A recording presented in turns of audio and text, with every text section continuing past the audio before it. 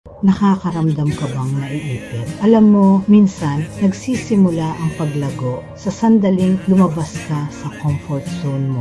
Lahat ng mga nanalo na hinahangaan mo dumaan din sa discomfort. Ang pagkakaiba lang, hindi sila naghintay ng perfect moment. Kumilos na rin sila kahit na magsimula ka sa kinatatayuan mo.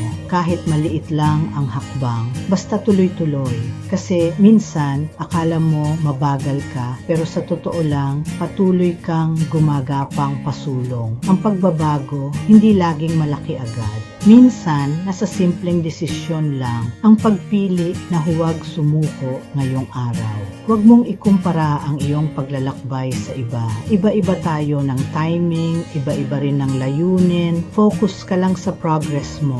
Yan ang magdadala sa iyo sa tagumpay. So, kung naghihintay ka ng senyales para magsimula, eto na yon, kumilos ngayon, magbago ngayon. Kasi minsan, ang breakthrough mo, naghihintay lang sa isang matapang na hakbang. Hindi dito nagtatapos ang iyong paglalakbay. Simulan mong magtayo ng something na nagbibigay ng kapayapaan at layunin. Punta ka lang sa mariamoletaranza.com para makita kung paano gumagana ang system namin. Sundan para sa higit pang Real Talk Series, pananampalataya, paglago at layunin.